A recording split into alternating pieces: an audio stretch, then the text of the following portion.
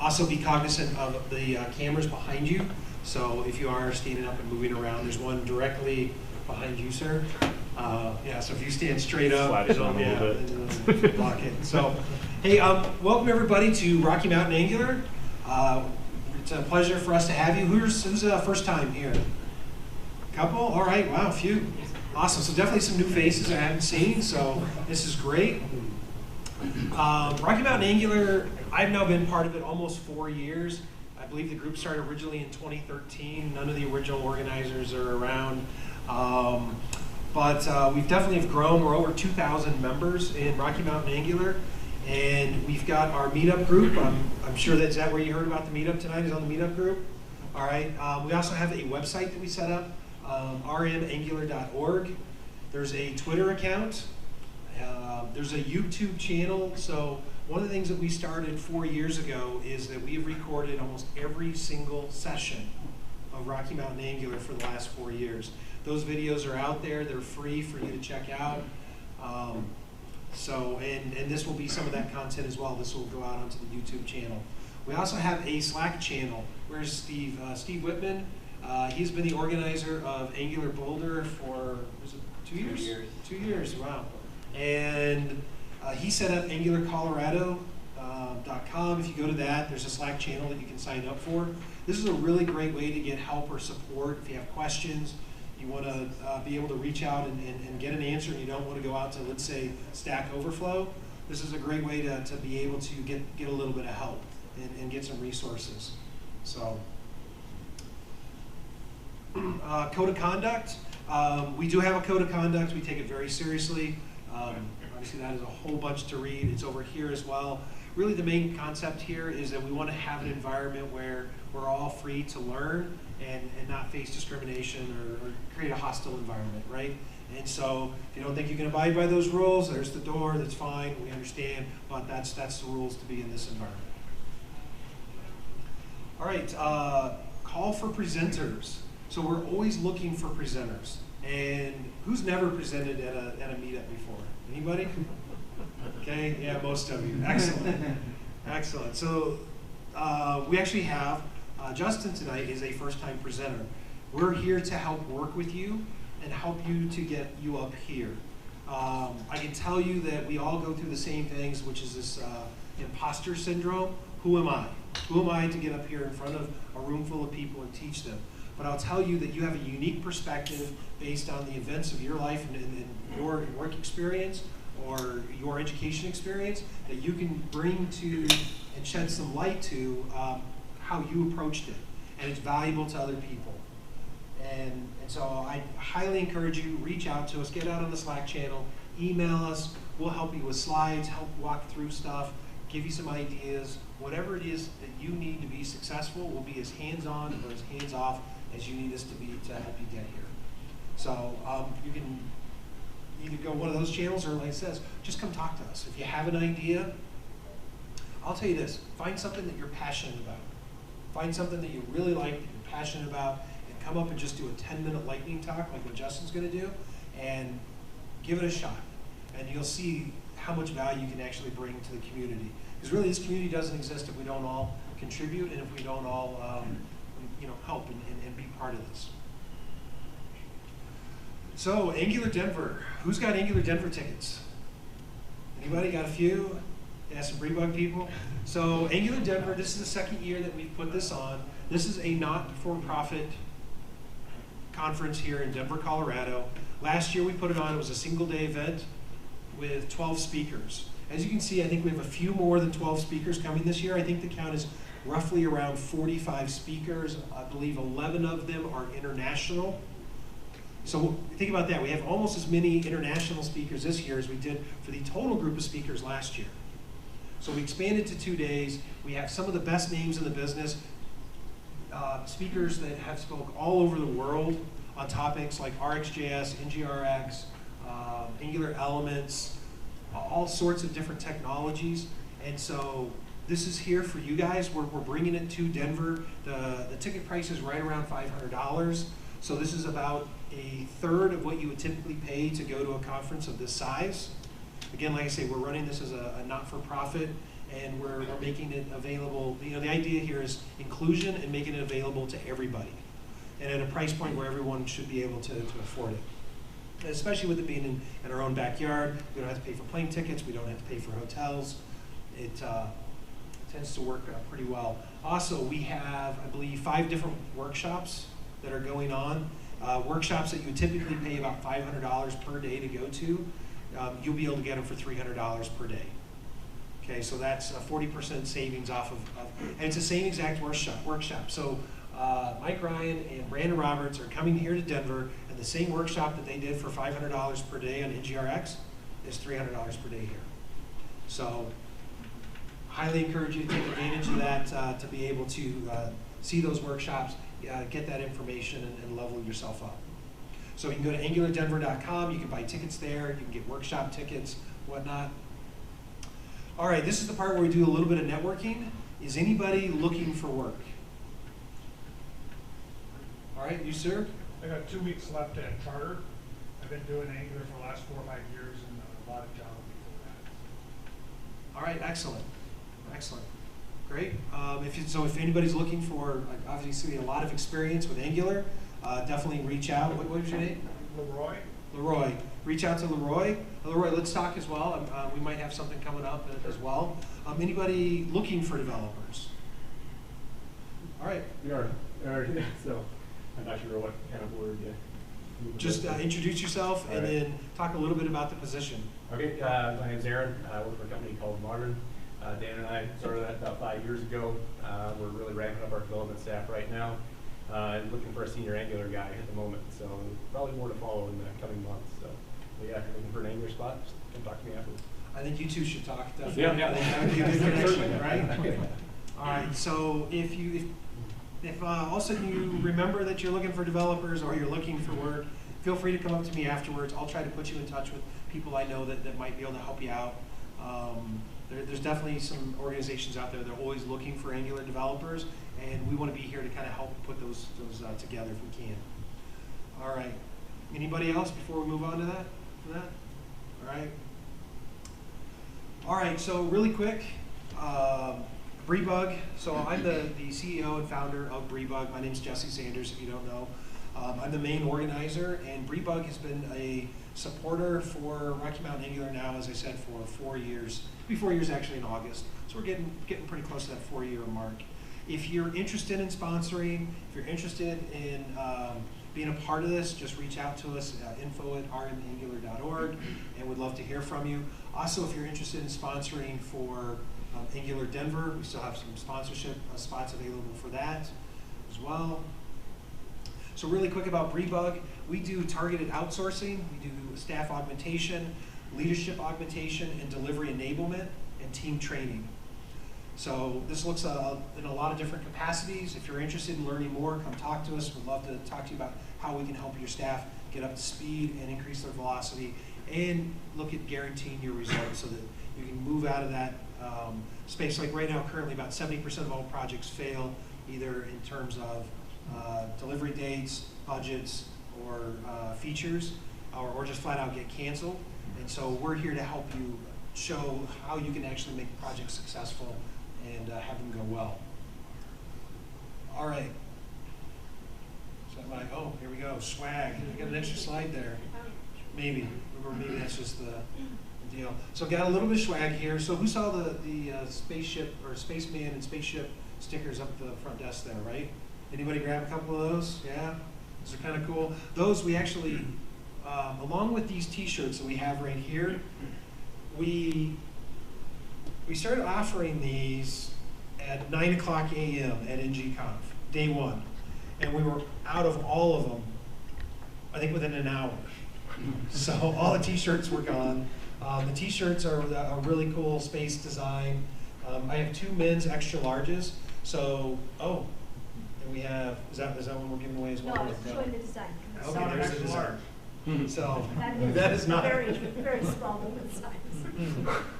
We have a VR goggles as well that you can take and plug your phone into, and so this is one of the deals that we allow people, or it made available people to do like the spacewalk thing at NG-Conf. There was a whole space theme, And then we have some space ice cream, otherwise known as Lucky Charms. So, all right. So we'll be giving some of this, the t-shirts out to people who answer questions. You can grab stickers available to anybody. There's Rocky Mountain Angular stickers up there. There's Bug stickers, all sorts of stuff. So, all right. So before we get into NG-Conf, I want to introduce our first speaker tonight. This is his first time speaking.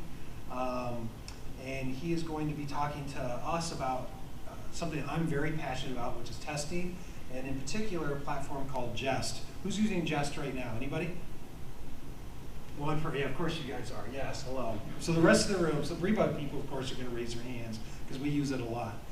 So this is great, Justin. We got a whole new crowd that has never heard about Jest.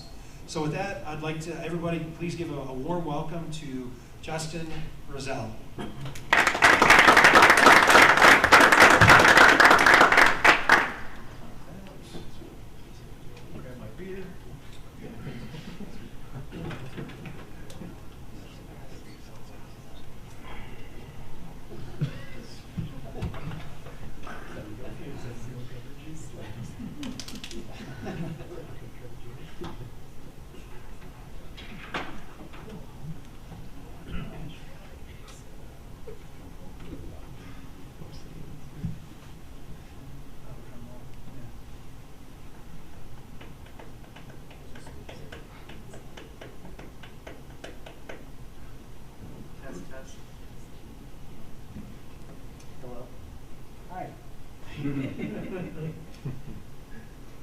Justin, it'll probably help if you actually flip it down just a little about here, right down below your chin. Yeah, that would probably work better. It's directional and picky. Yeah, is this better? Cool. Good. Good. Cool, I should have figured that out before I walked out. So, like Jesse said, we're going to be talking about Jest, and as is the nature of lightning talks, it's going to kind of be a 10,000-foot view, and we're going to try and cover basically enough to get you started writing unit tests with Jest in Angular. So all you Rebug folk probably will, I'll lose you after about like 30 seconds, but the rest of us who don't know what it is, I'll hopefully only lose you like 5 minutes in. So with that, let's get started. Like I said, I'm Justin. A little bit about my background. I'm a sort of full stack software engineer at a GIS consulting company called SSP Innovations. We primarily do like customizations for our like a larger company's GIS software, and that's in C# and a lot of .NET. And we have a product that has some NgRx in it actually that may never get upgraded to Angular. It's not my choice. And internally, I'll get to use Angular now and then, but primarily my use of Angular is as the main front end of choice on any side project I'll do.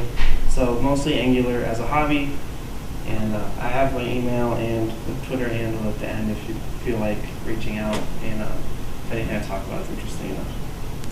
So with that, I also want to give a kind of a quick background of my background in unit testing, just to sort of give you some context of where I'm coming from. It's, to be completely honest, it's still a bit of a learning process. I wouldn't say I've mastered unit testing even in the slightest. Started mostly writing them in C#, so the concepts still kind of translate to Angular, just unit testing in general. But even unit tests in my Angular projects, I'm still pretty new at. I don't think I've done a full project with, using TDD. It's, I usually get close to a deadline and abandon it, which I probably shouldn't admit, but I do. And why am I even bothering talking about unit testing? I think as I'm writing more code with unit tests and talk to people who do write them, just the paradigms kind of lend themselves to writing cleaner, sort of more modular, reusable code, which is going to make me a better developer someday. Not to say if you don't write unit tests, you're a worse developer. Personally, I think that's a way to grow. And when we do learn unit testing and learn all these other frameworks, more hireable, which leads to more money and guarantees more happiness, because that's how that works. But with that out of the way, let's talk about Jest. So I figured who better to tell us what it is than their website. So you go to their website, and the first thing you'll see is Jest is a delightful JavaScript testing framework with a focus on simplicity. So right off the bat, we got delightful and simple. So everyone in the room is already sold, I bet. If that's not enough, a little more info. It's open source, maintained by Facebook. It ships with React and is extremely popular in the React community. If everything I googled, Jest usually has something React related with it. Works with TypeScript, and it's built on top of Jasmine, which is Angular devs probably a little familiar with, or at least have heard of it. But we're devs, so you probably don't care as much about that as maybe some of the more technical concepts. So now I'm going to highlight kind of a couple things I think are more important to getting started with Jest, or some of the basic ideas that are kind of lower level but still high level view of it. And then we can look at some snippets, and hopefully what I talk about now makes sense when we look at them. First thing is the JS DOM, which you can probably tell from the acronym. It's a JavaScript DOM. So it's a JavaScript implementation of the DOM, the DOM, which essentially is going to let Jest run unit tests without firing up a browser, or even a headless browser. Which one of the immediate ones I think of is running tests on a CI server. You don't have to mess with setting up, I think Phantom.js is one I've used before, which is just running a browser without actually opening up a window for it. And it's the default test environment for Jest, so when you add Jest to your project and start using it right off the bat, you're running tests in the JS DOM. Another concept is Jest uses matchers, which it's pretty simple. It's basically how you assert the values that you're testing in your unit tests. So there's some basic ones, and all these are listed in their docs. And I probably should say now their docs are really great. Most of the questions I had, I've found answers for them in their docs. And I have a link at the end, but if you Google Jest, it's the first thing, so it's easy to find. But just to give you an idea, I listed some common ones, or some pretty simple ones. 2b, think like 1 + 1, 2b2. 2 equals, you can use that on objects, it's sort of the same thing. And then you have your Boolean ones, and test if your functions are throwing errors. And I also wanted to point out that there is another package called Jest Extended, which is more open source matchers, which there's some pretty cool ones in there. I haven't gone through them thoroughly, but just some that I noticed are to be rare, pretty self-explanatory. And I like to be true, which is different than to be truthy, because it'll use the actual 3 equal signs compared to true, instead of just evaluating for truthy. And you can test if you're throwing errors with messages. Like I said, there's a lot more, probably too many to talk about in this talk, but if you're interested in the rest of them, it's also online. Jest has a CLI, which you could probably guess the keyword would have been Jest. And there's lots of flags. It seems like a pretty well thought out CLI too. And as an Angular dev, I kind of unfairly expect that of all the tools I use. So it's nice that Jest has pretty good CLI. You can run watch, so when you run your tests, you're automatically running them again when you save. Test name pattern, you can target different or specific tests based on the name you're searching for. You get code coverage out of the box with Jest. All you have to do is use that flag. And the last one I've listed, you can run your tests for only the tests that are related to files that have changed since last time you were in test, which is a big time saver. And now I'll stop talking about concepts, and we can actually see some snippets. So when I was preparing, when I was preparing for this, I felt obligated to make a demo app almost. And as I was building, I realized this probably isn't going to help with unit tests. So since I built something, I'm going to show it a little bit. It gives context, because I'll show unit tests related to a service that kind of just fetches a list of Game of Thrones characters in a shameless attempt to try to get you guys to pay attention. Like Game of Thrones stuff up here. It has characters, name, picture, and a completely objective badass score. You've probably seen this, but if you want to argue about those, just come find me afterwards. So yeah, that's it. It's beautiful, right? And here's our service. I'll show some example tests for. just a little background for it. It's pretty simple. I kind of made this sample data you'll see. You can see my mouse right there. It's just some hard-coded data in another service, not fetching from an API. I know it's lame and demo-y, but I am. And essentially all of our calls will update an observable array of characters. So as we're doing our tests, just keep that in mind. That's kind of what we'll be running our tests against. And the first call we'll show test for is get all characters, and it doesn't get more simple than that.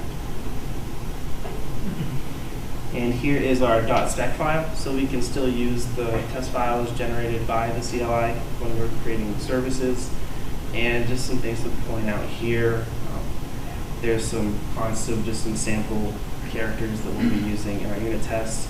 And before each test, we'll be getting a service or a reference to our service with our test bed up here. Oh, I can't click here. And we'll call in the service the get all characters call, so I don't have to call it every time. We just grab our list.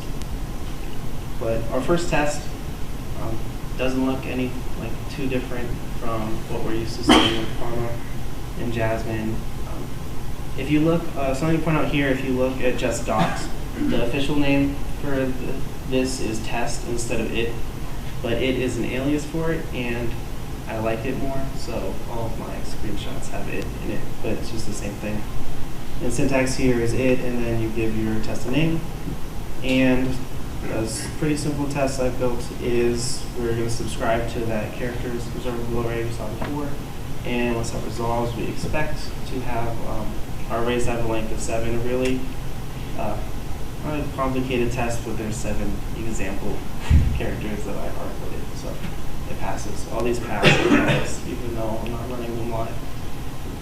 The next function we'll do test for is just something we want to add a character to our list. So it takes in a character, checks if it exists, throws an error if it does. If not, put it in the array. And here's a test for it. We can call our add character call. We want to add the hound to the list. And then we can subscribe to our characters again. And then we expect, and we use the toContain matcher to see if that object is contained in the array. And here's an example of how we could try to see if our functions throw errors when we expect them to. So if I try to add aria, who's already in the list, we wrap that function in this test aria add function, and you can expect on the function, and then you use a toThrow_error matcher, and you can optionally put in that string in there. It will check if your error message comes back with that text inside the error message. Here's an example of a unit test using a spy. So say I want to test my add character unit test or add character function, and want to make sure that it's actually checking if it exists before we're adding it to the list. So something you can do here is create a spy on that character exists function and actually see if it's being called. So how that works is you, that top line, you create a spy on, and you pass a reference to your service, and then you give a string of either a function name or property name, and then we make our call, and then we expect on the spy to have been called. So pretty simple and really easy with Jest. And I'll have a link at the end to the sample repo I built. There's some more examples of some snapshot, like the most basic snapshot test, but just to show what it looks like. And I just didn't have time to show all of it, but you'll see a link to that at the end. So now that hopefully we have a kind of a basic idea of what Jest is, a really fast view. Adding it to Angular is pretty easy as well. And I'm going to kind of cheat and use a kind of a GitHub with a package that I found. It's just on GitHub. It's called Jest Preset Angular, and the README for it actually will walk you through how to add it. I have a link for that in the slides as well. And it basically just gives you a preset of the configuration in Jest. And yeah, it was really easy to get started. It kind of walks you through it. And I would have talked more about the configuration. I think he does in the README too, that it gives you. But if you're just starting out and probably don't have opinions about what configuration should be like, it's a good place to start. And I figure I should shout out the guy who made it, even like never met him. That's his GitHub. He seems smart just from the project that I've used. And just one gotcha here, if you do try it, if I had done unit tests longer, I probably would have known to add the jest types here. But the one thing, I hate to admit how long it took me to figure out why my unit tests weren't running for the longest time. But when you add it, you don't have to only add it to the tsconfig. Your unit test will use the .spec or .json, which is probably something really simple. And hopefully, I can admit that it got me stuck, so it won't get you stuck. And another route that you could use, which I haven't tried myself, to be honest, but researching it, it seems to not be too complicated. You can add a custom builder for Jest, which the CLI will use when you can configure it for the CLI to use when you run the ng-test command. So when you start with a brand new Angular project, by default it has a Karma builder. So essentially what you would do is swap out that builder for your Jest builder. And there's some more configuration around it, but I have another link created by smarter people than me that explains how to use that. So if you're interested in doing it that way, I have a link for that as well. But we know how to add it to Angular, or you will if you have the links. We know what it is, but requirement tests work fine. I don't need to spend the time or money to switch it. So just some wins you'll get from someone who's pretty new at it still. It seems faster. Every blog I go to, this Jest versus Karma shows the run of running your Jest test and then your Karma test. They're basically the same. And Jest is always significantly faster. And I think it has to do a lot with not waiting for Karma to fire up the web browser every time, which is cool the first couple times, but you probably get sick of it pulling it up every time. Only running tests for files that have changed is also a big one. A test that you didn't touch worked one time, it's going to work the next time. Comes with a lot of stuff out of the box, transforms, code coverage, and CI support. All things you're probably going to want eventually, so it's nice to have it right off the bat. And like I said before, built on top of Jasmine, so it's Angular already has it, and it was relatively easy to get started in using. So if I could do it, everyone in this room could do it. And these are all the links I promised, and if this is posted, I guess it's live streamed, so you probably don't need to try and write down the URLs if you go and find it somewhere. But everything I referenced will be in the slide. So with that, I think maybe some time for questions. Compliments. That was a good first talk, man. Great job.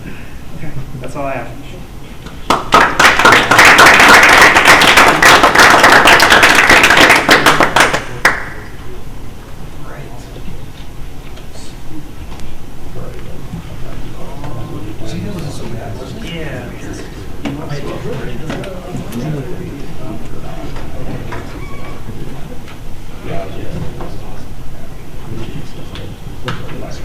So the only thing harder than writing a 40-minute talk is writing a 10 or 15-minute talk. Because it's really hard to cover everything and really be able to convey all your thoughts in a short period of time. If you haven't used Jest yet, there's also some stuff that Justin didn't have time to get to that I strongly implore you to look at. One is snapshot testing. So that actually allows you to, instead of having to build out object literals to compare to what your output's supposed to be, you can have Jest actually take a snapshot of the output and then compare it to what the current version is against the baseline.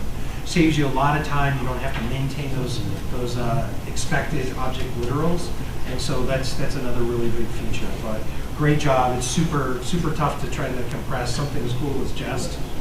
And to cut out all the snapshot slides. Yeah. So the other really cool thing too, who's had it where they're writing tests and you make a fix, to fix one of the tests, and you have to wait forever for it to then get to your test that was breaking, and then it just breaks again. Jest will actually run failed tests first. And so it'll save you a lot of time, especially when you're trying to debug and go through stuff. So with that, we are going to go ahead and invite our panelists up. Not yet. Not yet? If you guys need drinks or more pizza or something, now's a good time because we're going to shuffle some things We're going to slide the around. couch over. and bring a couple of chairs out. So we got about 2 minutes. So go grab.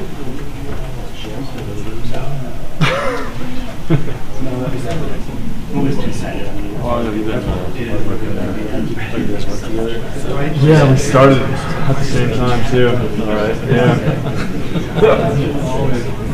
Are you Angular dev? I was. Not now. I'm looking for work. Oh.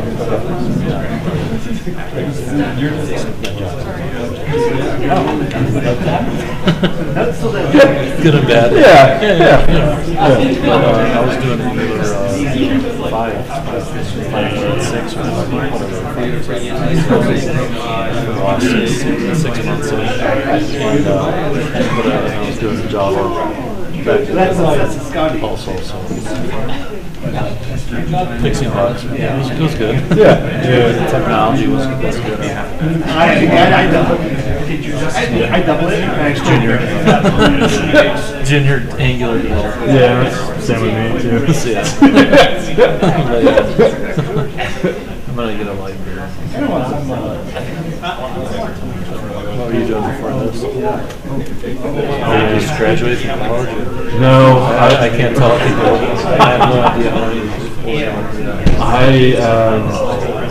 Or you just got into development? Sort of, yeah, about a year ago. Okay. Before that, I worked for a startup in San Francisco that Audi was putting on for like it was like a mobility project they were doing. Cool. Fancy big car almost. All right. Yeah.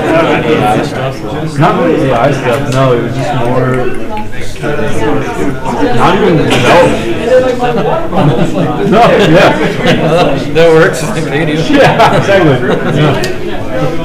I should have marked that down. I have all right, gentlemen. Take a seat. I have one right now. First chair out for me. That's nice. Oh, bro. Dude, you're the cat. Oh, don't worry, you get to sit next to that's fine. Yeah. Come on in, bud. Pretend to get my why are you sitting? I don't know. Yeah. Because I can't look at the talking to you having the hammer chain. I've never hammer chain. This is the double. Ooh. Hammer. Better be careful. I don't know what the.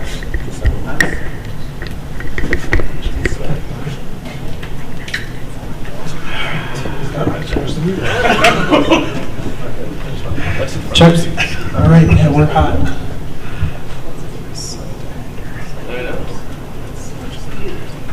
All right. We ready? Mostly? A handheld? Okay, awesome. All right, so this is where we're going to change the format tonight. This is not a format that we typically do. It's usually talks and whatnot, but this is a little different tonight. We're going to talk about NG-Conf. Who went to NG-Conf here? All right. Who went in? Yeah. Well, I don't know. You could have gone to NG-Conf, and you just want to hear more about it. So NG-Conf was awesome this year. It was May 1st through the 3rd, right? So 3 days. Myself and Brian were out there 5 days. Actually, Brian was out there 6 days, I think. I think it was. Yeah, 6 days? 7. So 7. Oh, wow. Sure, not 8. So Brian put on a 2-day workshop on Angular fundamentals. I put on an advanced NgRx workshop. And we actually there were 4 of us here, myself, Brian, Reed, and Kevin, that all gave talks during the actual conference as well. So we'll talk about that a little bit. So we're going to kind of bounce around a little bit, and it's open for questions. If you have questions about what we talk about, feel free, just raise your hand. I'll try to get you a microphone or have you speak up really, really loudly. But don't be offended if we repeat the question up here with the microphone, because since we are streaming, we do want to have the ability for the streaming audience to actually hear what the question was before we start to answer. So that all said, and like I say, we may kind of slide around a little bit on this. Where'd that slide come from? My favorite part about this slide is Kevin. Just standing there with his hands in his pocket. And he's just like, oh, this is happening. This is just every day at work. It's interesting, you know? The humanity. Exactly. So that was actually our booth at NG-Conf, and we were outside, right outside the main stage there at NG-Conf. So we had a lot of fun, got to meet a lot of really great people. And I'll say, before we get started here, we want to do some introductions, right? So would each of you go down the line here and introduce yourself and talk briefly about what you're currently working on? Yeah, sure. Brian Love. I am a Google developer expert in Angular and web technologies, and I am currently working on some courses for Thinkster.io.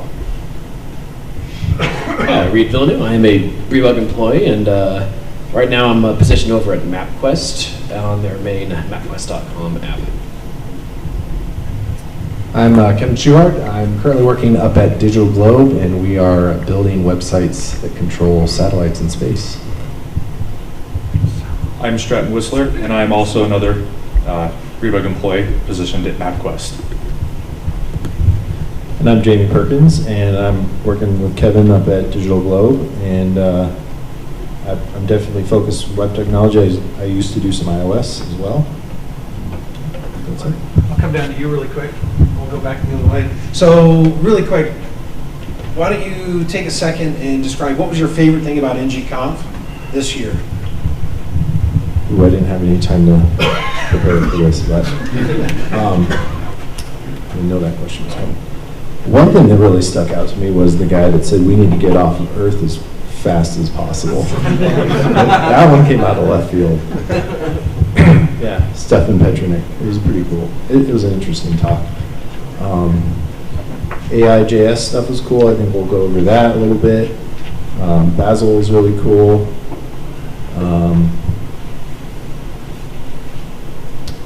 I'll probably think of some other things after I pass the mic. Is it Basil or Basil? It could be Basil. Tomato or Is it tomato or is it tomato? I guess for me, probably all the ways that are possible to upgrade AngularJS apps to Angular, since at the time I had known about NG-Upgrade, but had since learned about using Angular elements as an alternative. My favorite thing, again, same thing last year, was the unofficial hallway track. So getting a chance to talk to people who you use their libraries and their frameworks. You can get some FaceTime, say thank yous, ask them questions. That's just super valuable, and it's always probably my favorite part of NG-Conf. Most of my experience was kind of dominated by the talk, but it turns out that my talk was my favorite part because I don't know, man. You get up there in front of 1,000 people, and that's just a very out of this world experience. I highly recommend it to anybody. Actually, it was actually a lot of fun. And you nailed it. Thank you. I think, there was so much that happened at NG-Conf. I think one of the things that really stuck out to me was the A's for Angular talk by, I'm forgetting the lady's name. Josephine.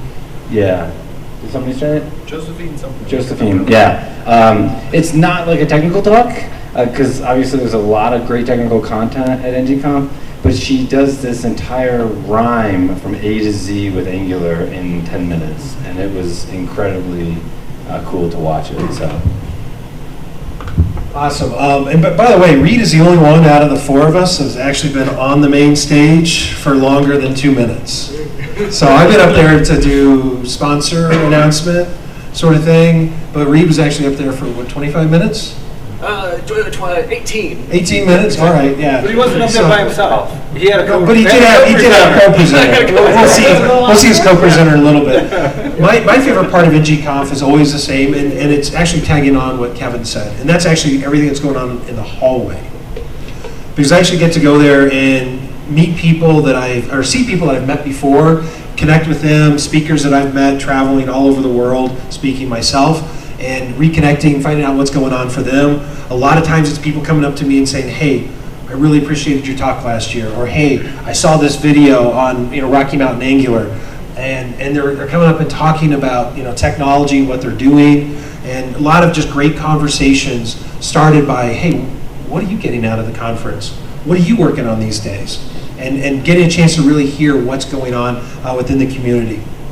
So who's been to a really big conference for like Angular or otherwise? Otherwise? Okay, Otherwise. Great. I'll tell you this, is that the Angular community, I've been to other conferences that are big, and they don't feel inclusive. They feel exclusive in a way.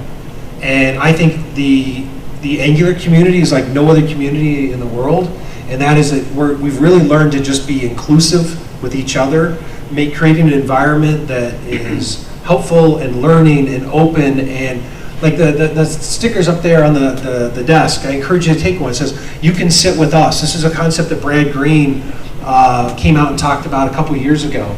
And I think that's what resonates in the mind of all of us as developers and Angular developers and people at the conference, is that, hey, you can come talk to me.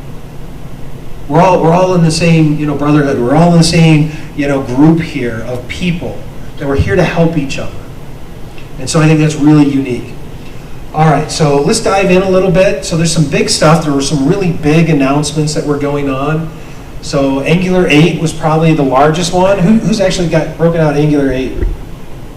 Okay, besides you, Brian. Come on, anybody? All right. So Angular 8 is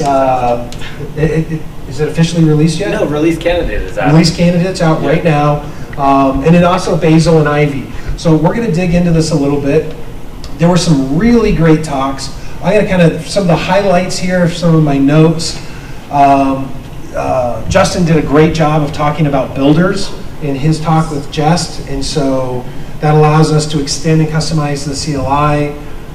There's some stuff about being able to deploy directly to Firebase that's coming. Support for web workers. We've got, I think one of the big ones was with the router and no longer having to use magic import strings. So a few things like that. So what did you guys garner from the Angular 8? So that first day when, especially when Brad and Igor came out and talked about where things are going, what did you guys gather?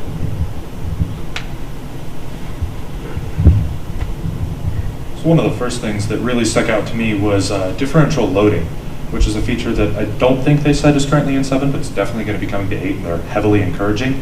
Essentially, in your HTML, you'll have two script tags now to define how the app will be loaded. One will be targeting your evergreen browsers, and the other will be targeting your legacy browsers.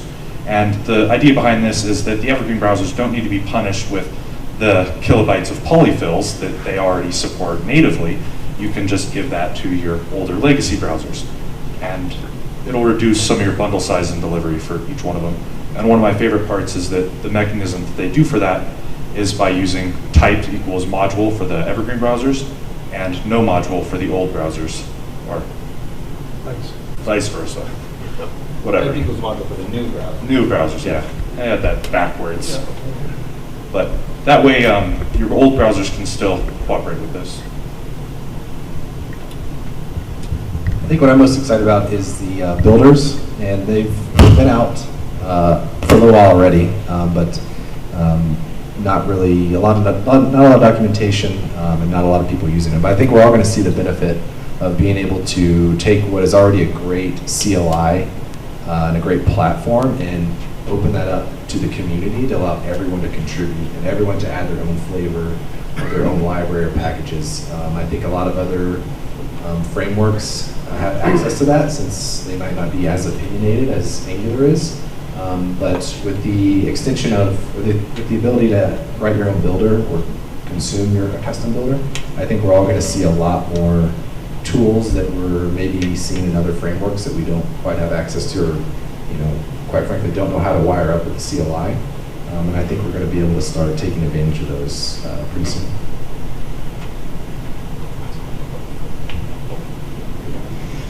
Yeah, I mean, for me, Ivy isn't like, I mean, it is old news. We've known about it for a while now. It's just clarify what Ivy is.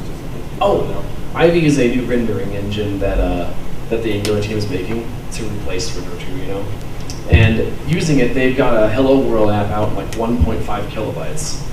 And that's actually what I'm excited about, is that bundle size. That's going to unlock a lot of potential. Like you got Elements is going to be way more accessible, as long as you don't have to worry about supporting IE 11 and below, you know. I don't know, that's just gonna unlock a lot of stuff, and I think it's nice too to see that the community in general is kind of reminding themselves about optimization these days, you know. Yeah, I think one of the other things, just to follow up on that with Ivy, is going to be the simplicity of the actual API of Angular itself. And so we're going to be able to do things like, maybe today it's kind of difficult to do lazy loading of individual components. So most of you are probably used to doing lazy loading or code splitting on a route level, right?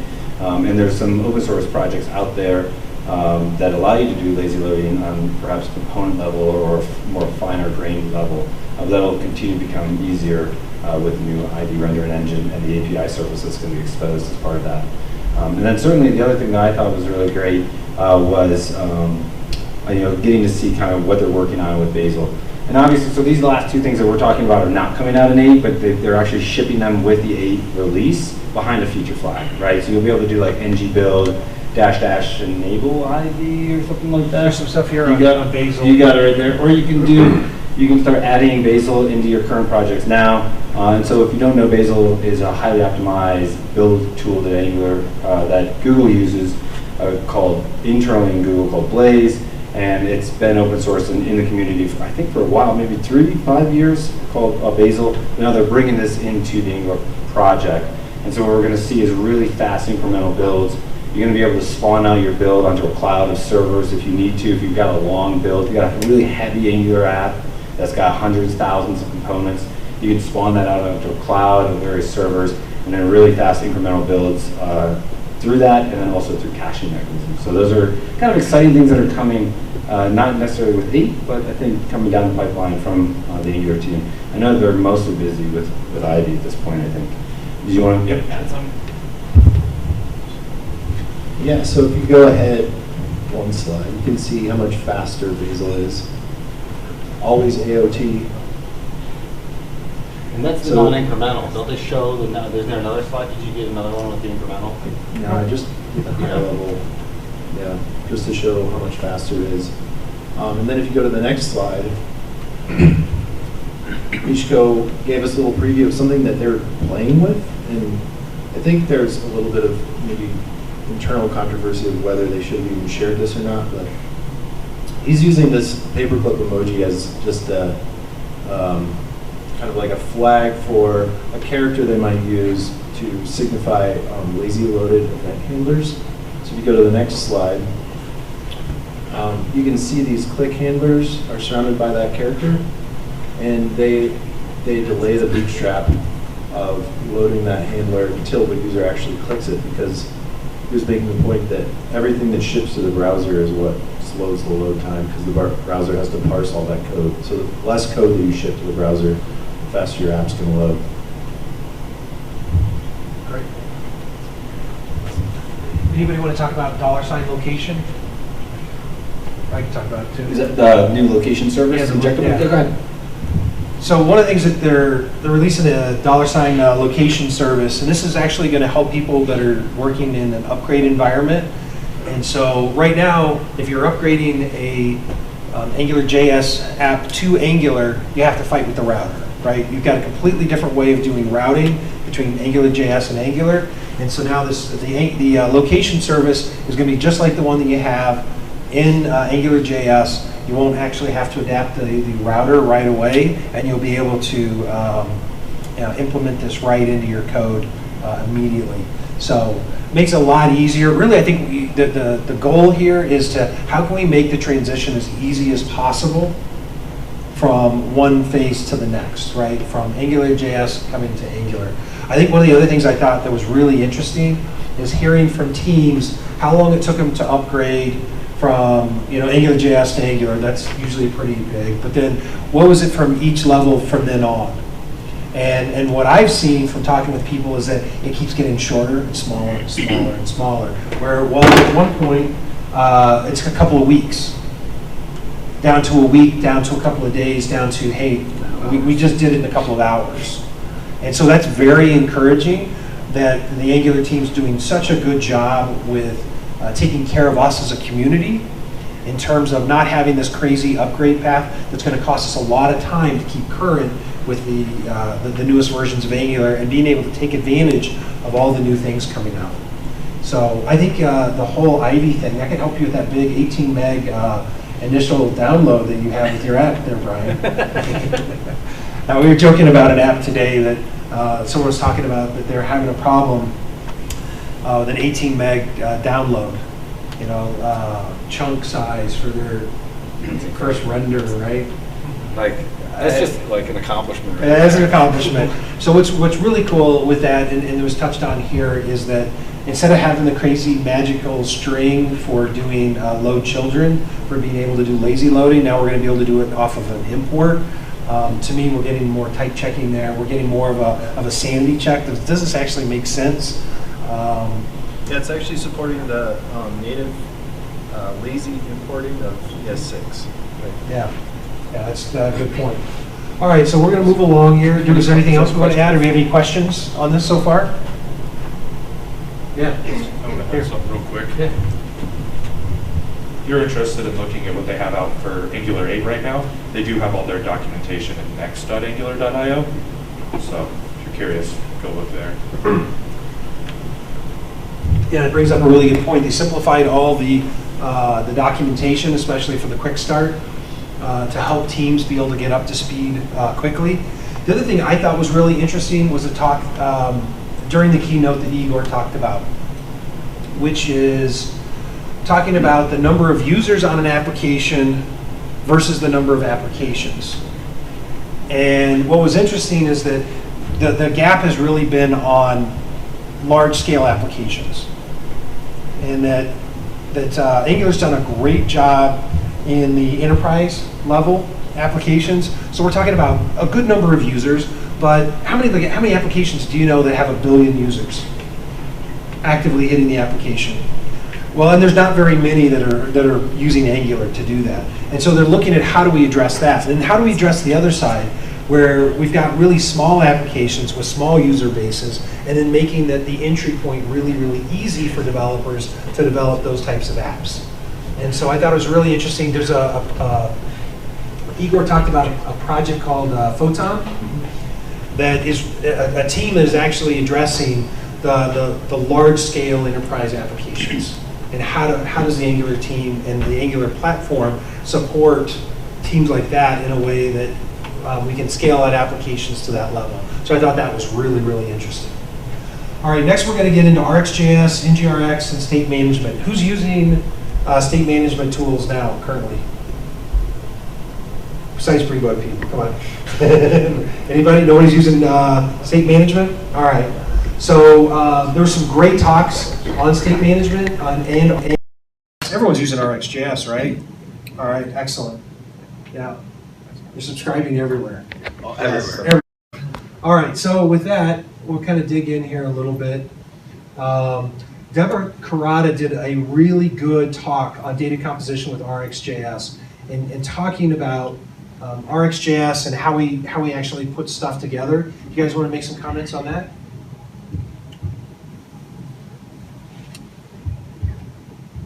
Well, this slide is just showing how she's emphasizing the declarative pattern of putting your observable up above the constructor here. And she covered a lot of different best practices of RxJS. I would recommend her talk for sure. You can find it on the NG-Conf channel on YouTube.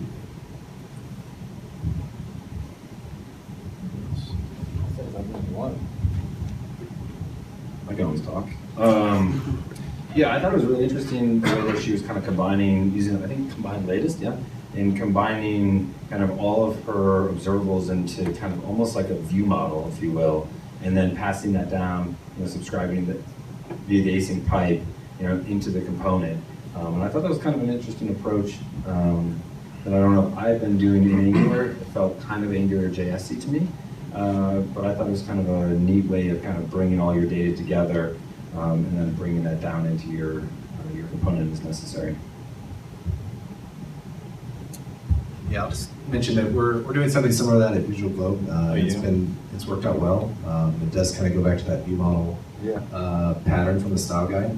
But if your application needs that or can support that single subscription, it does work really nicely to make everything kind of sync up at once or stay in sync as changes go through the application. Do you have a section on the RxJS facades? Is that coming up next? No, this is all just kind of combined together. Then I'll also mention that I thought Thomas Burleson had a great talk at NG-Conf on day 3. I would certainly encourage you to listen to it. Oh wait, there's little Oscar. You keep going. I forgot what I was going to say. He talked about basically using RxJS and facades as kind of a way of state management, along with obviously like subjects and behavior subjects, in order to kind of accomplish kind of almost like a thin version of NgRx. And you can still get a lot of the performance that you might expect out of NgRx with things like not debouncing, but distinct until changed. So that way you're not always getting new values and this kind of stuff. So I would definitely encourage you, if you're thinking about going to use NgRx for state management and you're kind of on the fence, you could maybe kind of look at his talk and kind of see that's one possible approach, and then also look at some of the NgRx talks either from this year or last year, which were all fantastic, and then kind of say, hey, what's going to work best for my application?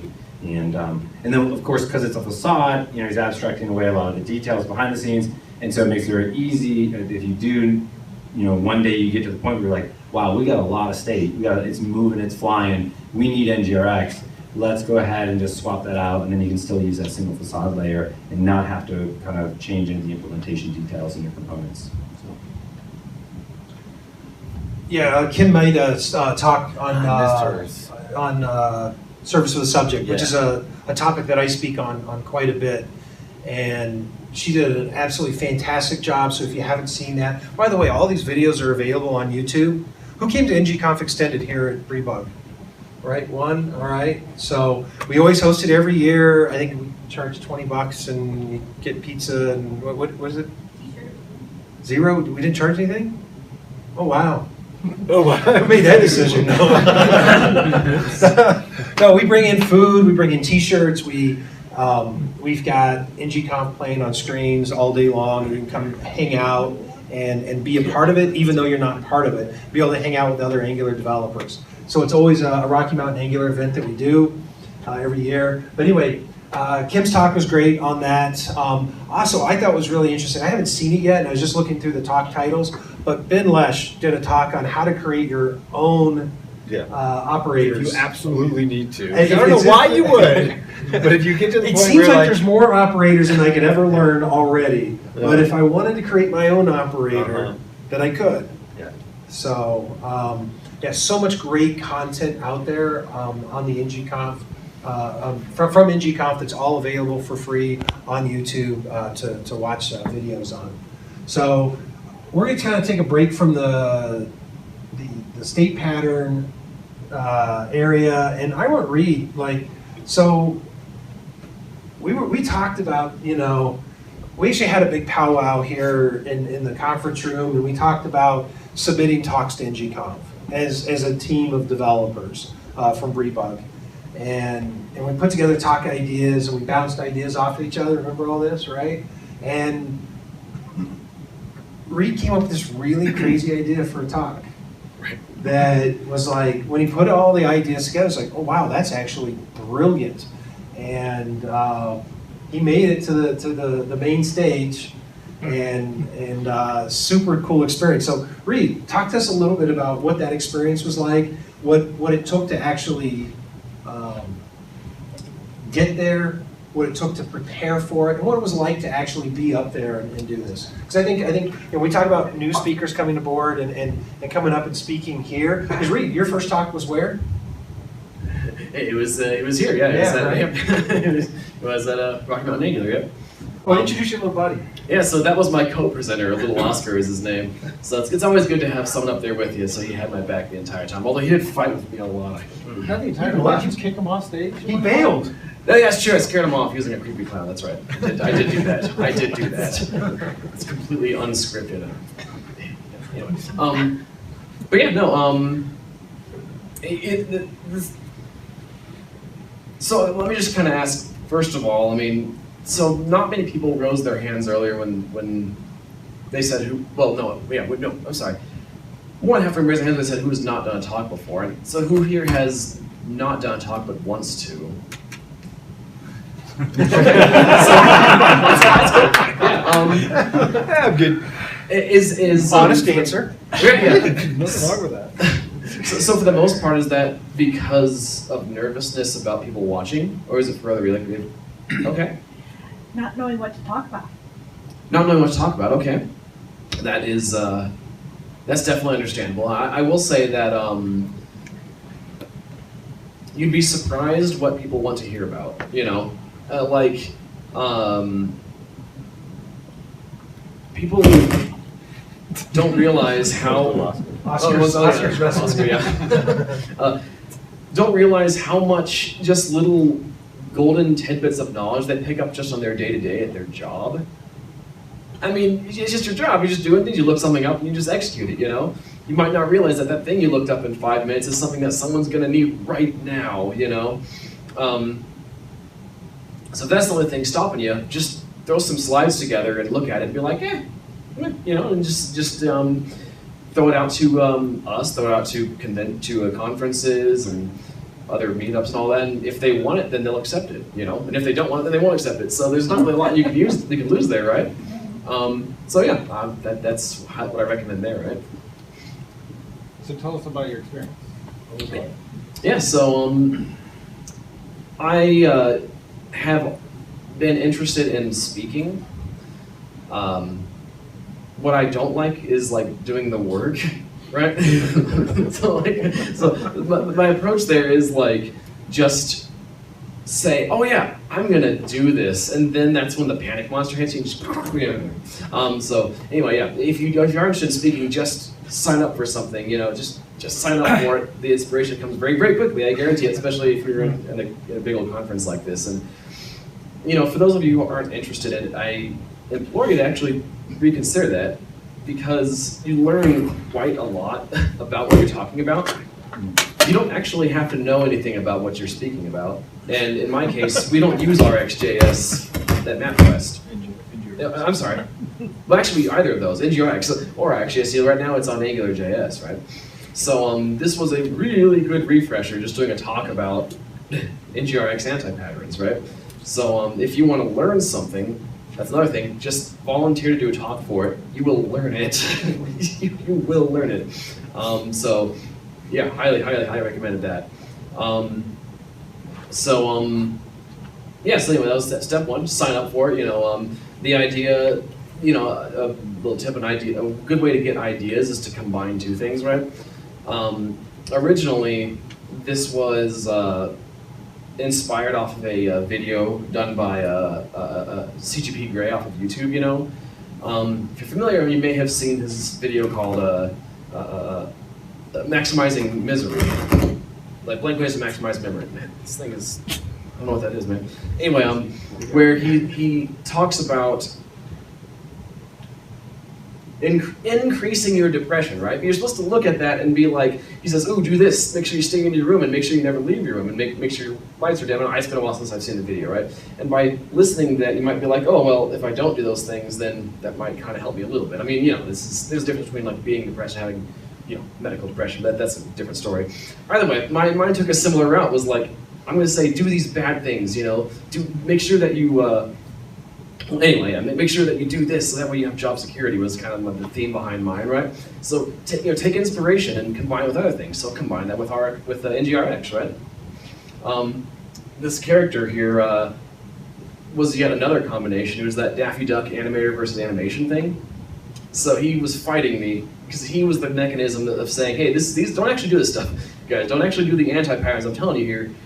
So anyway, what I'm getting at is, yeah, if you are having trouble thinking of things, there are lots of already good ideas out there. When you combine them together, it produces a novel thing. You'll find a lot of inventions like that, right? So, yeah, on the day of, you know, there's a lot of anxiety in getting up in front of people. Where'd our first speaker go? He's back. Oh, you're right. Okay. Sorry, I was like, what the heck? Did you leave already?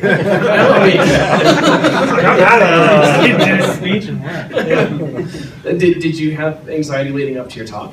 Yeah, definitely. Was so So the streamers, he did say yes. Was it as bad as you thought when you got up there? No, and you always know it's not going to be as bad as you think it is, and then you get there and it's not as bad. Right, that makes sense. Yeah. So yeah, he was saying that it's not as bad as you think it is, and even in front of the 1,000 people, it was the same way. In fact, it was my experience, and I don't know if this would be, I don't necessarily think this is the same thing for everybody. I found stepping up in front of 1,000 people was exactly the same as stepping up in front of 30 people. Right? It was the exact same amount of nervousness. I was nervous, of course, while I was up there and looking at everybody, but it was the same amount of nervousness as I'm having right now. You know? So yeah, don't let stuff like that stop you. You know, it's never ever as bad as you think it is. And by the way, you didn't seem nervous at all. By the way, I was actually quite impressed. I think you're natural at this, so keep it up. You know, definitely keep it up. Even if you do seem nervous, then don't let that stop you either. I mean, I seem nervous all the time, don't I? Anyway, Cool. Yeah. All right. So one of the other really cool topics that came up, by the way, there are lots of really good state management and NgRx talks. So Brandon Roberts did a great talk on substates with selectors. Obviously Reed's talk was good on it as well. I had to laugh because it's some of the stuff that Reed was talking about for anti-patterns are exactly what I see people do with NgRx all day. Yeah. And so as much as it was comical, it was painful. Yeah. Yeah. And also there's a really great talk. I had met her before, Aspen Payton, first-time speaker, and she did a crash course on Angular and NgRx. So if you want to learn about NgRx and how to do it, so is anybody using NgRx? No? No one raised their hand? All right. I have used it a bit. Okay. Who's doing like service of the subject? He had a bigger subject in his All right. service. Yeah, he did. Yeah. A little bit. Yeah. All right, cool. So there's some really great talks out there. And actually, we've been doing a lot of them here at Rocky Mountain Angular. So really, cool stuff to learn. But we're going to move on. We're going to jump into Angular Elements. So I feel like they've made a lot of really good progress on Angular Elements. So like a year ago when they started talking about Angular Elements, and then Rob came to Denver even, Rob Wormald came to Denver back in August for our first Angular Denver, and he talked about how Angular Elements still was not quite production ready, and now I feel like, I think we're getting there. I think we're there now. And it's amazing. I think Angular Elements this year was what NgRx was last year, that there were a lot of talks on Angular Elements this year. A lot of people really excited about it. So who's got some thoughts on some of the Angular Elements talks? All right. Jamie? I don't have too much to add, but if you go to the next slide, you can see Manfred Sayre's talk, creating a custom element. It still requires some polyfills, but it kind of makes Angular branch into that React world where you can just drop in a component. You don't have to have it control your whole app. And with Ivy, it's going to be even better because you're not going to have so much code to support it. Can you guys give like a mile-high overview Yeah, I of was what thinking about Angular that. Elements are? Oh, yeah, Brian, you want to take a stab at that? Or Yeah, sure. somebody want to take a stab at it? Either way, you good? No? Okay. I was actually thinking that when you were talking about it. So we have this thing called web components, right? And so this is a standardized, is it finalized? I don't even know if it's finalized. Maybe it's not. But anyways, it's a standardized way in order to create web components, right? And so this is like not framework. It's not a framework, right? This is going to be baked into the browsers and is in most browsers today, I believe. You could check, can I use? But basically what you can do is you can leverage the power of Angular, and Angular is certainly more powerful than web components and just vanilla web components, right? But we can take Angular and the power that we have in Angular, like things like dependency injection and routing and all this kind of stuff, and then we can create custom web components that we can ship, if you will, into any application. So these things, think about, like, let's say you have a CMS and you want to create a weather widget. Well, maybe like he was saying, like in React or maybe some other frameworks, perhaps even NgRx, you could do this by just dropping a JS file in and you could kind of wire up your weather widget, right? But Angular itself is kind of built for a single page application, right? And so it kind of takes over the whole page. That's what Jamie was talking about in terms of like routing and all that kind of stuff.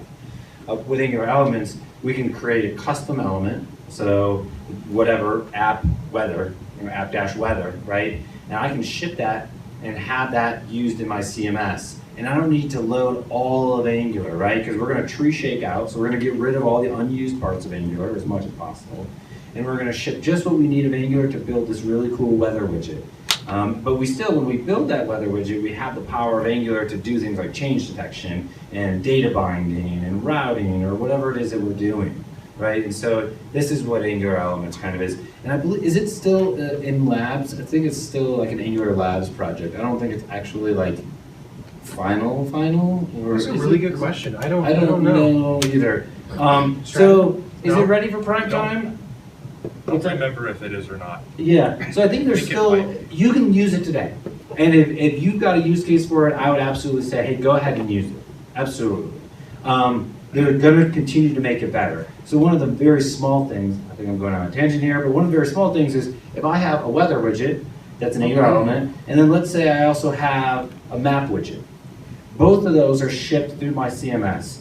I'm going to have duplicate code, like Angular code, if you will, in the weather widget and in the map widget. And so right now there's not a way to kind of break that out. And Manfred talks a little bit about that in his video and how he's kind of written some tooling around that.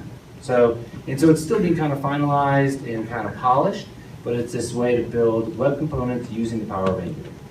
Cool.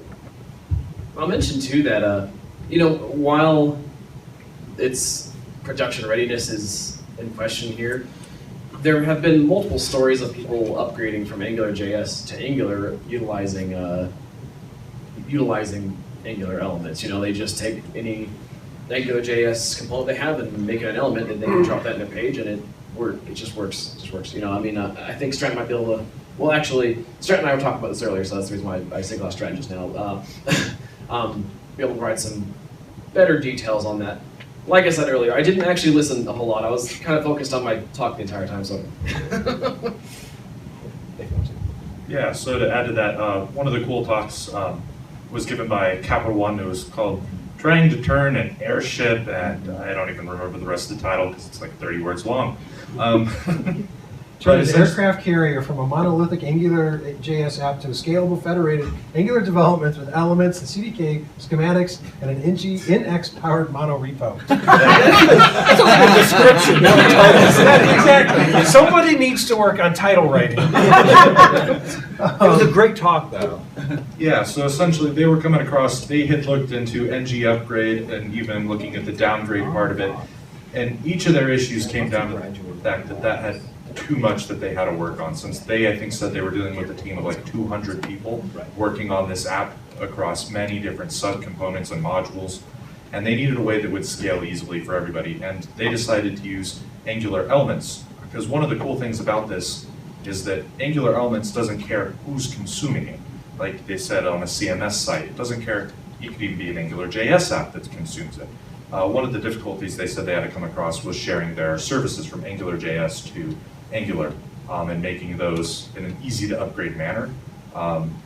They did briefly mention the router, but forget exactly what they said they had to do with that. But that was one upgrade option path. I think they mentioned that they brought it up to someone on the Angular team. They did not think Angular Elements would be used that way. So there's always some unique stuff you can do. Awesome. All right, anybody else? I got a comment.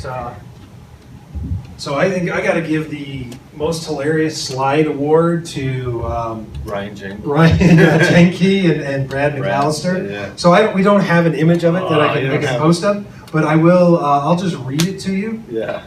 And so it's we often think it looks like this. And first they have the Angular symbol, Enterprise Corporation Incorporated. Yeah. Then they have the React symbol, Hipster Startup LLC.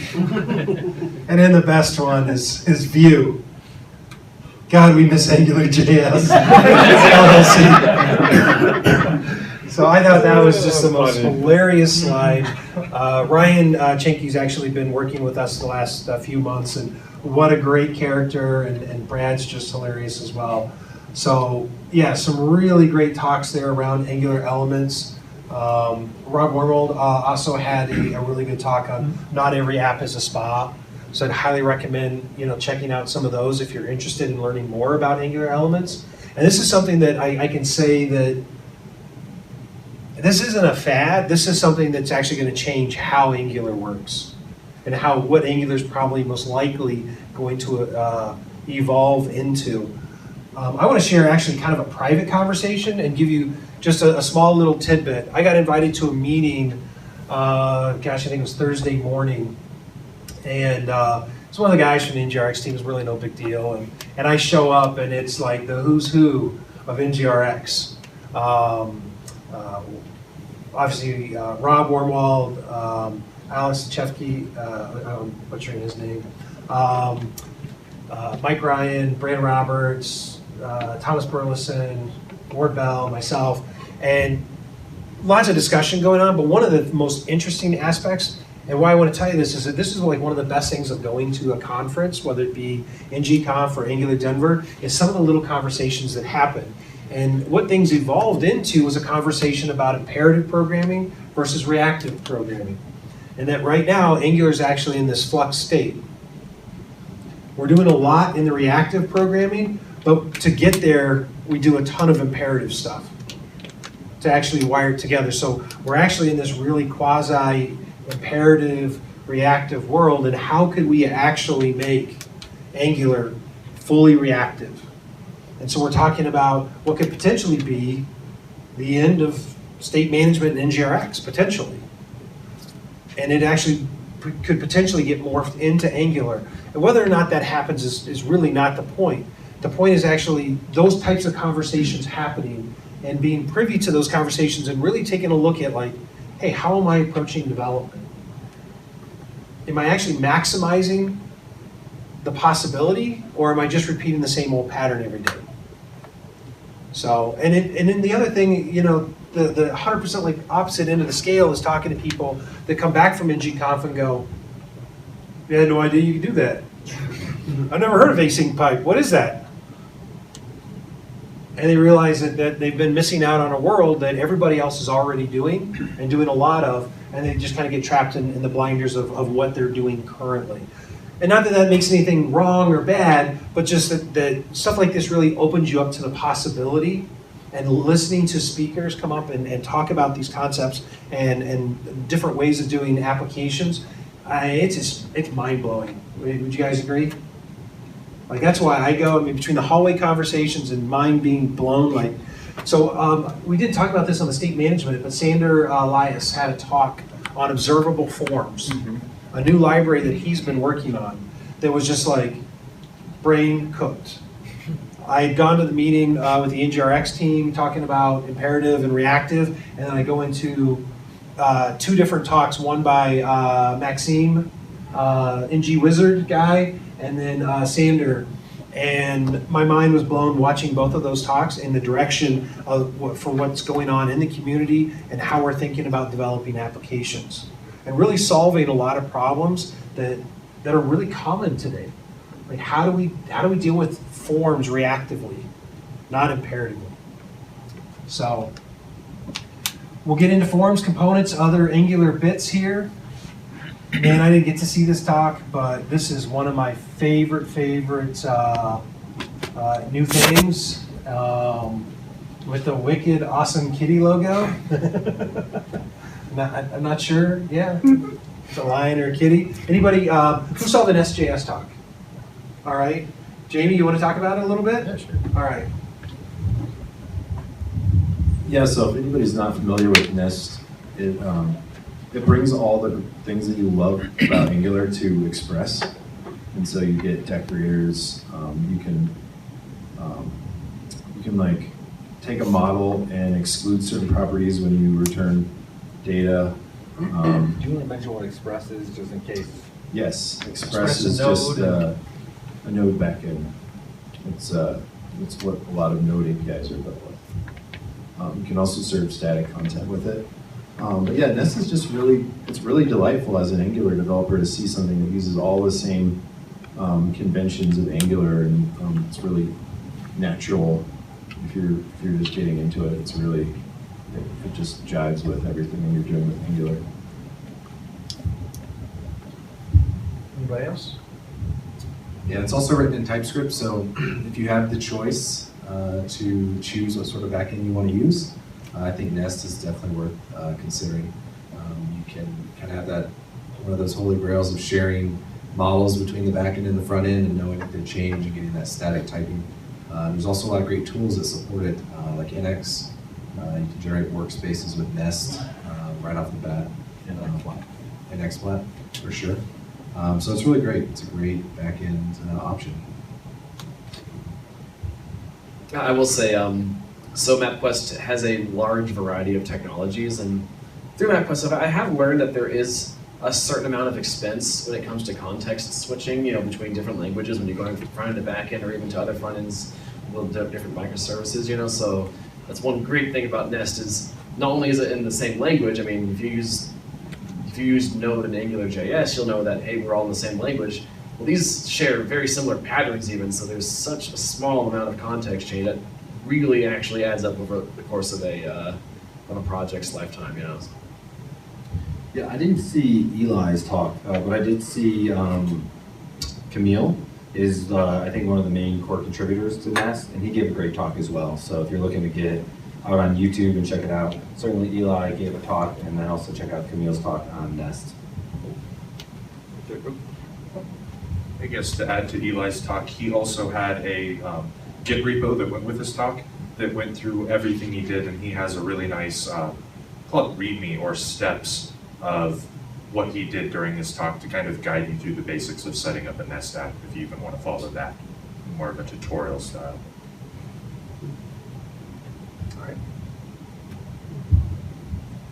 All right, just to kind of expand on that, who's using Node right now for back-end code?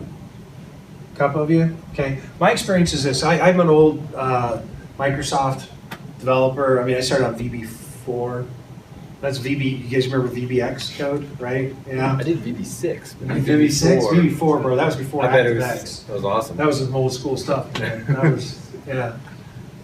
It dates me, unfortunately. When I've written backends using, let's say, C#, Java, whatnot, there's a lot of heavy lifting going on.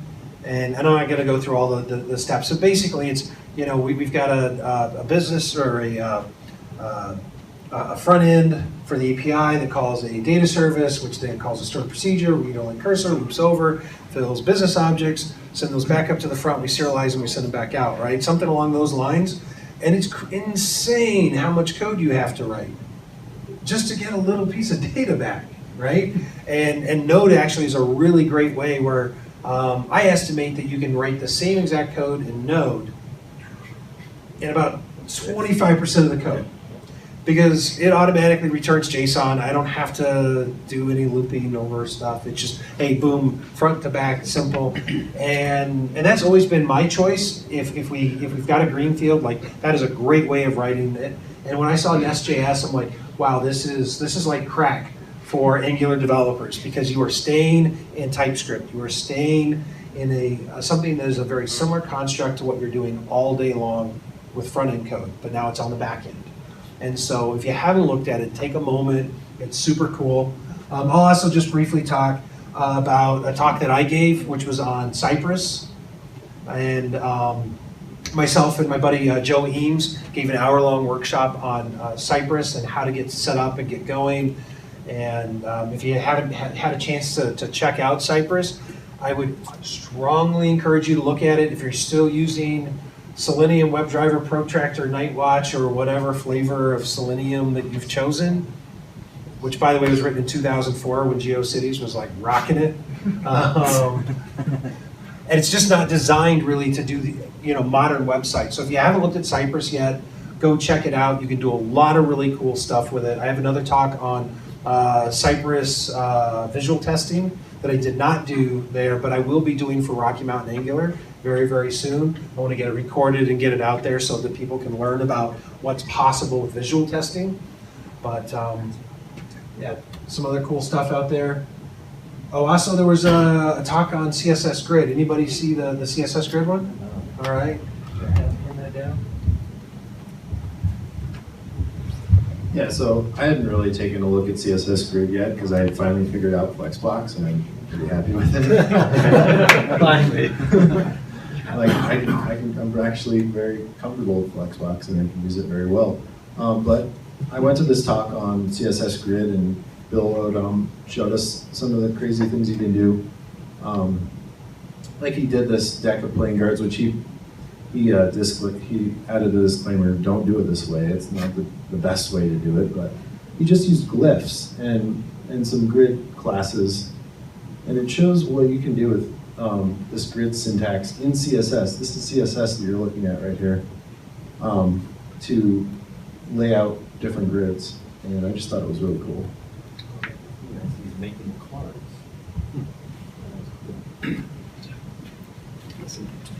I think after this, it shows some AI.js stuff. So if you wanted to talk about forms, you can insert that. Nobody wants to talk about AI stuff, right? Oh, that was so cool. All right, let's move towards that. So actually, here, let me say something really quick. So I got to meet Asim this summer, or I guess this past fall, at actually you and I both got to meet him at the Framework Summit. And he was talking about how machines are going to replace us in our jobs, I believe, something along those lines. And so he did a great talk on machine learning and JavaScript. I'll leave it at that and let the panel go ahead and fill in the details. Yeah, I didn't see this one, but I think it's similar to the one that he did at the Framework Summit, which is also another great conference out at Salt Lake.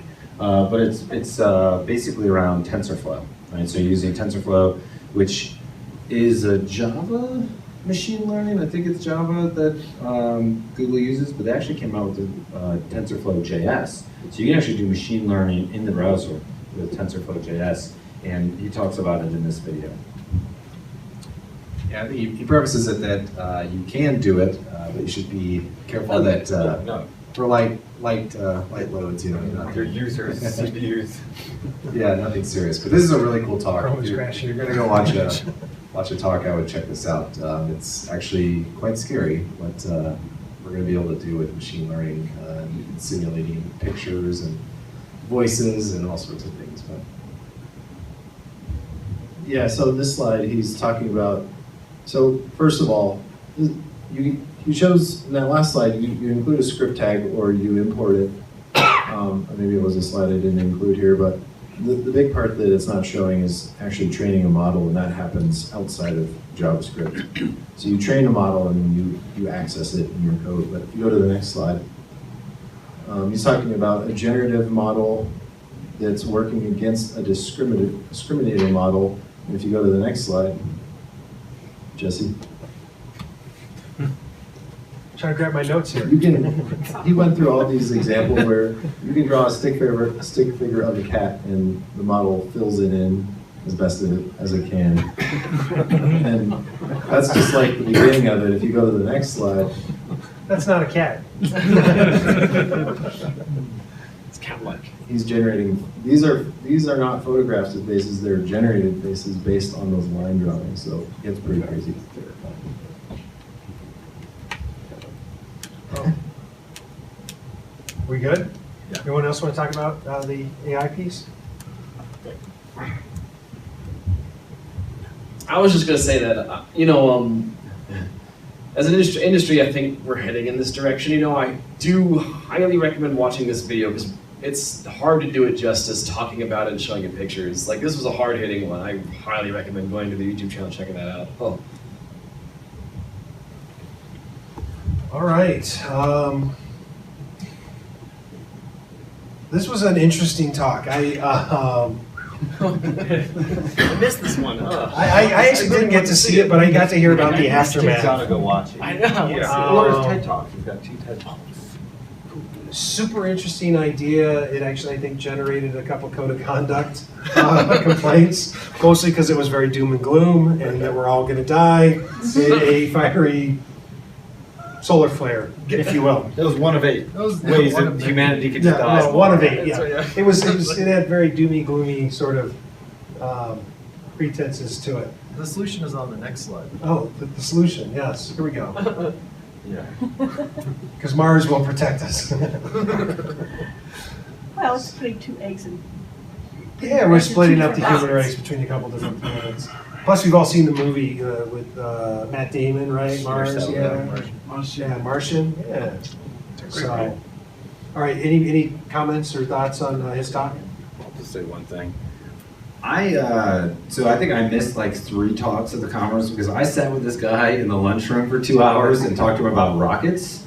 So if you're really interested in learning about rockets, it's a fascinating topic. I didn't realize this. So like the whole SpaceX thing. So you would think that like rocket fuel is really expensive. Like the price of sending a rocket to space, I forget what it was, maybe it was like $30 million, okay?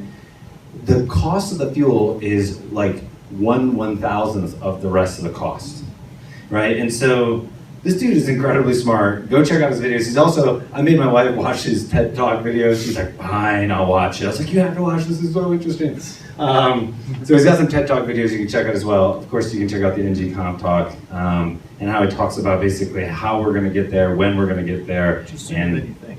And what's that? Sooner than you think. And it's sooner than when you think. Yeah, I think he said, what, 2027, 2025, something like that? 2035. 2035. Okay, something like that. It's sooner than you think. And he basically lays out an argument of why we have to eventually get to Mars in order to become an interplanetary, spacefaring species, because eventually, like, Earth may not be our home forever, which is crazy. But anyways, it was really fun. Did anybody check out the schematic talk? Anybody? Like, I think there's a schematic talk. No? All right, moving on. Did any of the non-speakers check out the schematic talk? Did you have cover our talk? I already saw it here. Yes. Are you serious? Jerks! I was in the front row for his talk. I high-fived him before he went up on stage. I was like, you got this. Where were you, bud? I was working on my thing. I was speaking in the next room. You were speaking at the same time as Yes, us. yeah, I have an excuse, sort of. Yeah. At least for one of the 2 talks. Yeah. All right, why don't you and Kevin share a little thoughts on your talk?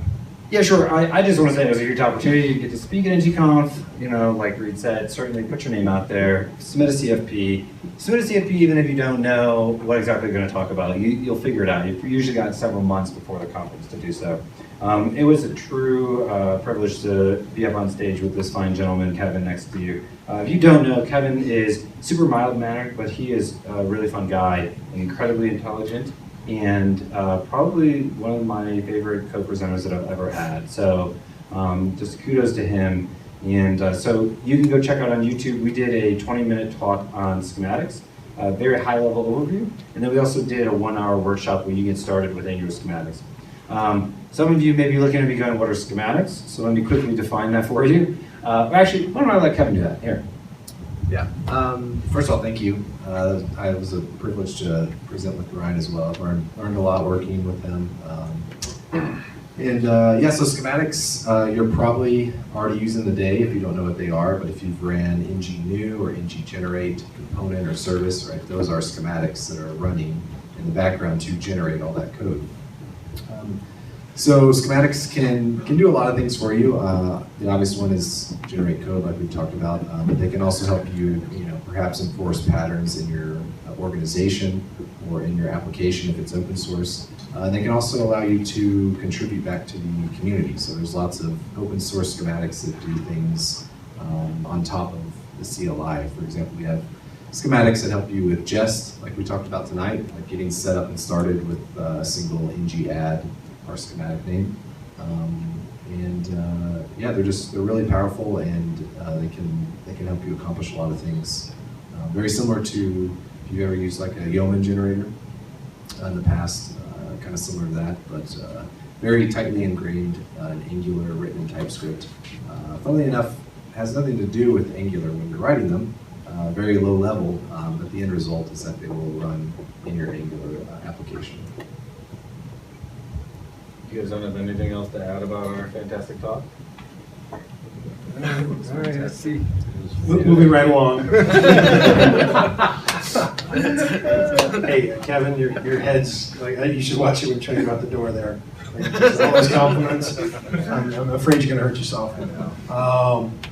No, it's. I'll tell you this: if you think going up and giving a talk could be challenging, it's twice as much work to do it with somebody else. Because I have to now account for what they're going to say and try to make sure the dynamics work and whose line is it anyway, right? Sort of scenario. It's like, it's actually a lot more work. So I learned for the first time doing a joint talk with Joe, and I'm sure they both learned now, first time doing, well, probably not your first time, but, doing a joint talk, how much work goes into that. So don't think that the easiest thing to do is go find a partner to go do a talk with, because you actually might compound the situation. Unless, of course, it's little Oscar. He's pretty easy to do. He fought me the entire time. You saw it. He did. Well, you were the antagonistic, kind of guy. But he quoted a very intelligent person about NgRx. Oh, that's right. All right, Yeah, so we're gonna try to. We've We've been going for a while. I think, goodness, shut this thing down. Yeah, about an hour and 20 minutes or Jesus. something. See, I told you, they're like worried. I don't think we're going to get an hour out of this. I'm like, no, I think we'll go a little longer. So that's typically how these go. But what I want to talk about next is what talk have you not talked about that you thought was super interesting or caught your eye, got you to think? What struck a chord for you?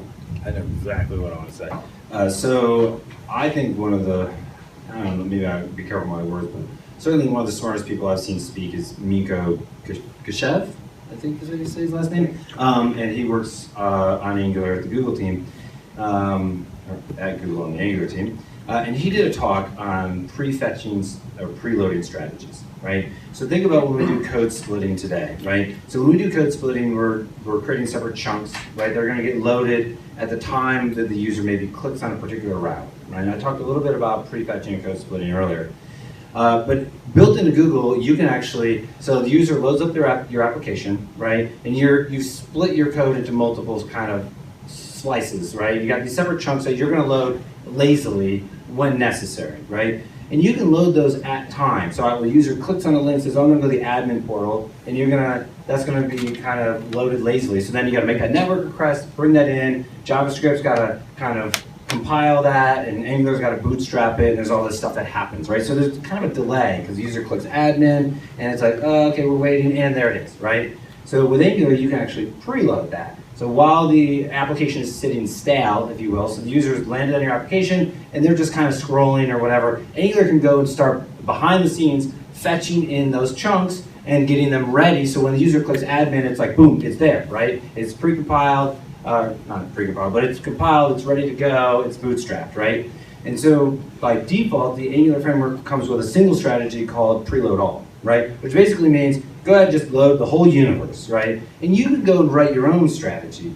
But he came up with this incredibly interesting idea, and I don't think I can even give it justice, but he basically used TensorFlow.js and machine learning along with Google Analytics to determine the exact path or the potential path that the user might take next in your application and prefetch that ahead of time and load it in. Like, I'm sitting in the audience, I'm just like, what? Like, mine melted. And so I would encourage you to check out his talk on that. I think it was like a second half of his talk. So if you just do like NG-Conf 2019 and then do Minko, M-I-N-K-O, you can find that talk. I would definitely encourage that one. How about that 18? You're never going to be able to maintain your 18 meg, Yeah. Oh, anti-pattern. Stick with it.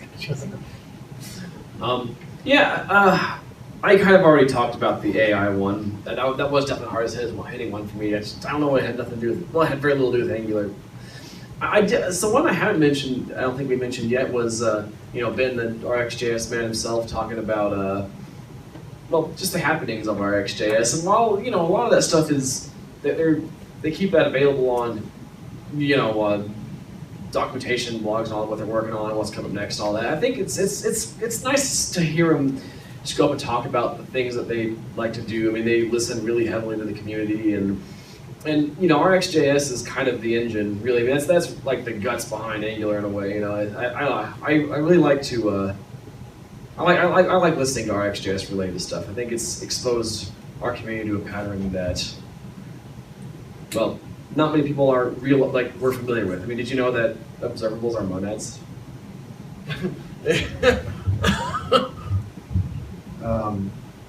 I think the talk that really stuck out to me was the one that we've kind of already talked about and was non-technical. That was the A is for Angular.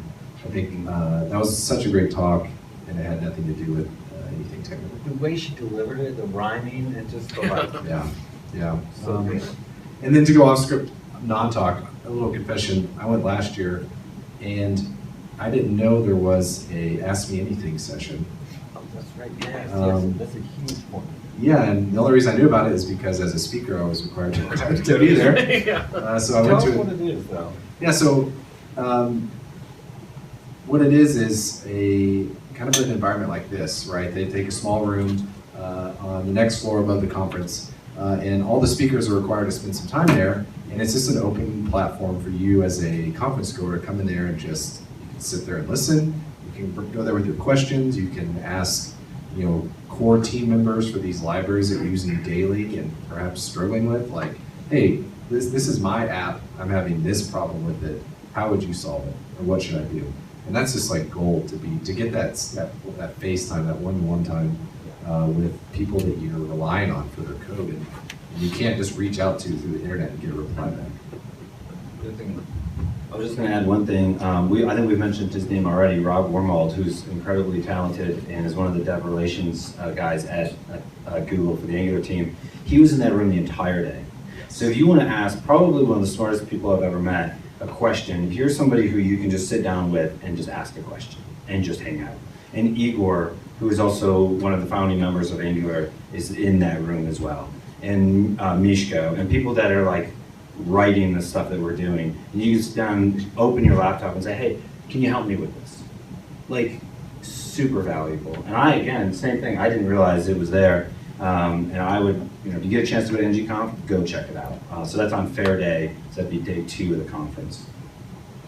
Yeah, and Brian and I had to go separately, and I can certainly attest that Rob was in there the whole day, just taking questions. Even us is like, oh, well, our time's up, you know, our slot, the next group's coming in, Rob's still there, just staying there until the last person had their question answered. So very, very cool. I guess for me, the part was either stuff going on with RxJS and just power there, or more specifically like Angular components. I know we already talked about them, but really excited for those, especially since I'm having to work on an Angular JS app right now. Bring some exciting stuff to the table. And of course, we can't forget the Stack Blitz guys, Eric Simons and Albert Pye, and they blew us away last year, where they had us all take out our phones, and he was making code changes, and then we were all watching it happen on our phones. And this year they launched their deploy to space thing, where they actually have a web server in space and you can deploy code to it. my example I put into my talk, I deployed that to space. You do? Why not? It's actually kind of weird. Like, it's just like a Wi-Fi signal that's just being beamed out. It's not being beamed to the Earth or anything. It's just kind of there. But I think it's good. It's a neat little symbolic thing. Yeah, and they launched, they have some full stack stuff at Stack Blitz too. So if you're not using Stack Blitz, I highly recommend it. It's a great playground for Angular or React or Vue or anything, or just TypeScript.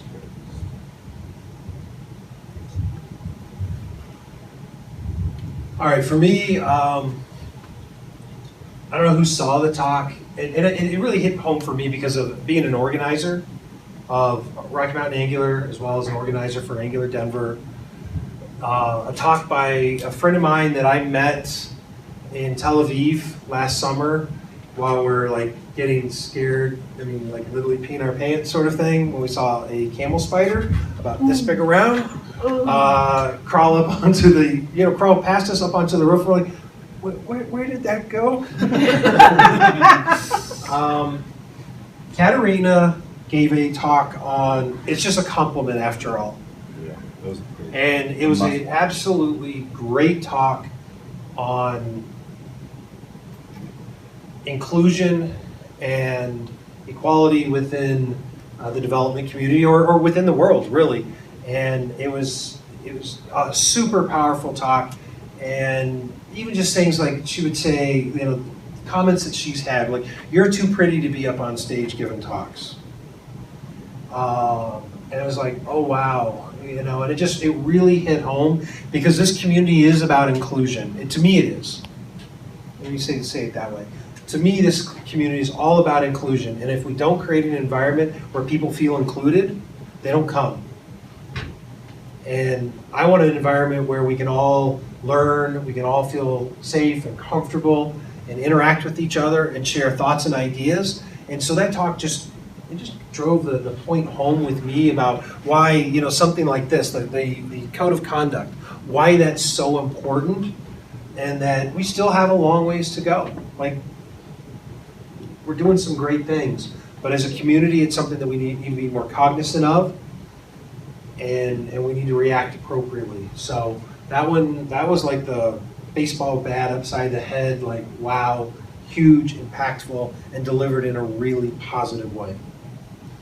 So with that, I think we're going to kind of wrap up. If you have questions, feel free to come up and ask us.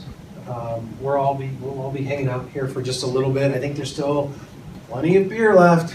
I think there's plenty of pizza left too, at least 1 or 2 slices. And this is a chance to kind of hang out, do a little bit of networking, connect with each other. You should go to the last slide. Oh, they go to the last slide? Oh, yes. By the way, I want to say thank you to Sam Julien, who is a good friend of ours and a friend of Angular Denver. He came out and spoke last year at Angular Denver. Who's checked out his upgrade AngularJS to Angular? One? Okay. So if you're upgrading an existing application, it's one thing when you get some endorsements from other developers. It's another thing when the Google team says, "Yo, this is it. This is what you want to follow. This is exactly what we would tell you to do." So Sam is absolutely brilliant on it, and he actually put a whole bunch of information on all the different slides, and he wrote a great blog article that was released under his company, Auth0. Give them a little bit of plug. And honestly, when I was looking at notes tonight, I was pulling off of his blog because it was that good for looking at what the talks were and giving me a good reminder about the things that we wanted to cover tonight. So I want to thank everybody for coming out. Justin, hey, another big a round of applause for Justin, first-time speaker. Awesome, he nailed it. So I think we had a couple people. Leroy, I did butcher that. And Aaron. You guys should talk. We should talk. So this is your opportunity to do some networking. Also, if you think you got some foosball skills, we got a foosball table back there, and either myself or Steve can either prove or disprove that. Watch out for Steve. He's really good. He takes my money. So with that, thanks for coming out, and we really appreciate it. Have a good night. And also, thanks to all the panelists for taking the time tonight. That was awesome. Swag too. Oh yeah. Oh hey. So I got. Yeah, we forgot.